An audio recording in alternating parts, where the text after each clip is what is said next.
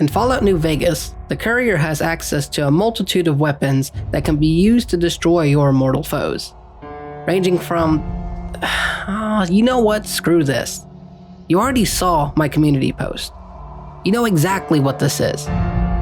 Can you beat Fallout New Vegas with only the nail gun? Allow me to set the record straight.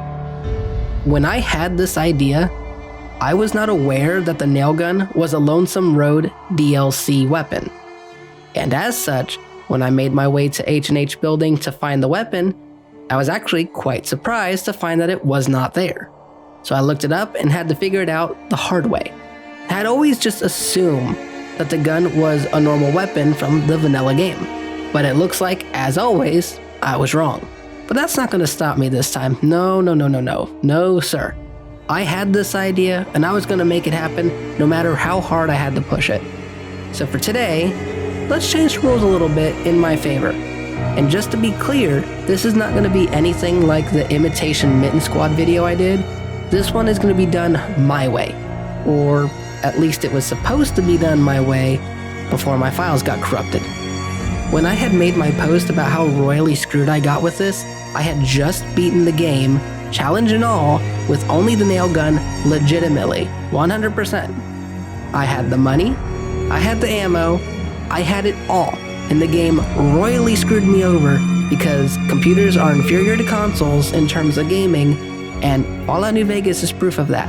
I swore to the good Lord up above that I was not going to retry this, but my stupidity got the better of me and told me that I had no choice. I had done it once, I can do it again, and well, here we are. But like said, we're changing the rules this time. I'm doing this my way as payment for doing it right the first time. This is for me and me only. If you don't agree with that, feel free to leave a dislike on the video and leave a comment saying dislike so people actually know you disliked it. I'll even pin it for you. We're going to be skipping the intro as that really doesn't matter for any run because names and looks are typically meaningless overall to the main function of the game. What I did was put all my special points to 10, that way everything was maxed out and I wouldn't have to worry about the stats. Tag skills don't really matter, but if you must know, I chose guns because, well, the nail gun requires 75 to be good with it. Medicine and barter, though that really doesn't matter for reasons you'll soon know why. I chose skilled and fast shot as my traits, and I was allowing myself to keep the 611,000 caps the mods I had started me with. Trust me, in my original run, I did it legit and I spent far more than that, so this was well earned and I was not about to farm for nails again. And to top it off, I was allowing myself to have 560,000 nails out of the 7 million I spawned in. Granted, in my original run, I used only about 20,000, but I like to have insurance in place. And if I can't beat Fallout New Vegas with 560,000 nails, then I probably have no right to even be playing in the first place. And just because I wanted some more backup than I already had, I had 20 spare nail guns in a dumpster because it turns out you can't repair the nail gun yourself. You can only take it to places like the GIBSON scrapyard and pay to have it repaired. Alright, we good? We understand what's going on? We're all on the same page? Great. No need to waste time explaining every little thing that happened. Once I was free and got the opening shot done, I ignored Sunny's smiles and made straight for Hidden Valley. I talked to Neil against my wishes, hugged the cliff at the edge because I didn't want to have my fanny touched by Deathclaws that could smell its fear of being poked. I discovered RECONN headquarters, and I made my way to the El Rey Hotel. Motel? I don't even remember anymore. And Camp MCCARRAN base, all without actually taking a single point of damage. And if that itself isn't proof of skill, I don't know what is. My main stop was the Gunrunners for combat armor because I had the money and absolutely no restraint, and it was this or nothing.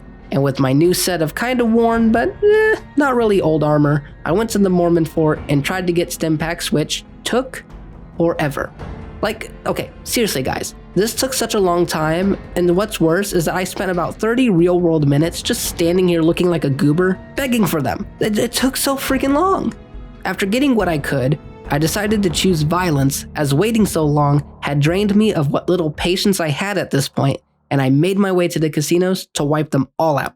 I don't think I have to explain how bloody this was. It was probably so gruesome that somewhere, right now, I'm probably being put on a list and not allowed to own any nail guns for fear of the damage I could cause. Or, maybe not. Who knows for sure what they're even doing anymore with these lists. After that was all said and done, with Benny dead and the chip in my possession, I decided that the Great Khans were next and had to pay for the crime of being alive. I wonder how that would work against the current administration. Anyways, after the Khans were gone, see what I did there? You know what, forget it. I went and got everyone's favorite tool to help me get into the Brotherhood bunker in Hidden Valley. And you know what, I'm actually not really sure why, but for some reason on the PC, Veronica is very hostile. Even when we're away from a combat area, like outside Hidden Valley and when we go into the bunker, she's very aggressive. And I really don't know why. And you know what, actually kind of thinking about it, a lot of other NPCs are this way. Sometimes they'll act as if I'm a threat, but they won't attack me, or they'll try to flee and they'll yell something like, "Whoa." I mean, here, take a listen. And this is a problem I have never had happen on console before, and I've only experienced it on PC. So if anyone knows what this is about, do post that in the comment section below. I'm actually kind of curious. Once I was in, I talked for a bit and left because for Yes Man's ending, there's no further need for the Brotherhood of Steel. I went and became a friend of the Boomers, discovered GIBSON scrapyard so I could have my items repaired later, which, trust me, is going to be very frequent and will be coming very soon. I went and got my medical supplies from the Novak wandering merchant, and then I made my way to Cottonwood Cove to kill the no-good, dirty slavers.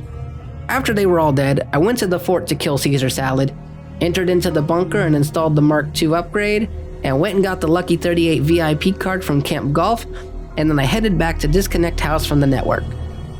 After several failed attempts at killing off the appropriate White Gloves members, and I really mean a lot of failed attempts, and a bit of time roaming around the kitchen area of the Ultralux, I finally got to go back and tell Yes Man that I was not having it with the three families.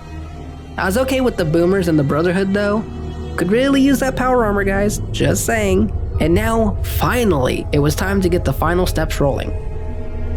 I went to the El Burrito substation to install the override module, had to make my final rounds for stims, and I actually got 30 from the Brotherhood of Steel, where I had that problem again with them acting as if there was a hostile around.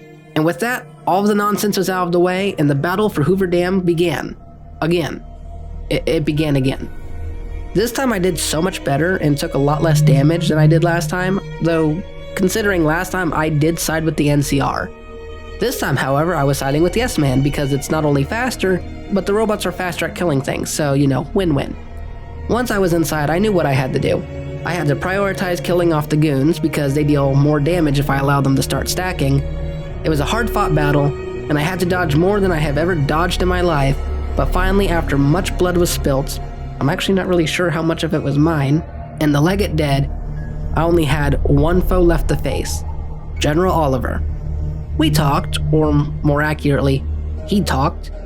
I warned him of the dangers of crossing the interests of a man that quite literally killed an entire army with a nail gun, and he decided to back off.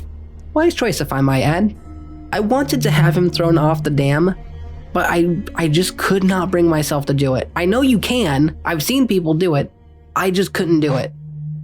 And just like that, again, you can in fact beat Fallout New Vegas with only the H&H nail gun. Shout out to Mitten Squad for being the inspiration to try these challenges. Absolutely go check out their channel and give them some likes and subscriptions. If you enjoyed this video, give it a like. If you didn't like it, or if you think I cheated, which I will admit right here I did because screw it, I was not going to do that legit run again, then leave a dislike. Thank you guys for watching this video. I hope you all have a wonderful day, night, day, whatever. Have a wonderful whatever it is that you're having, and I'll see you in the next one.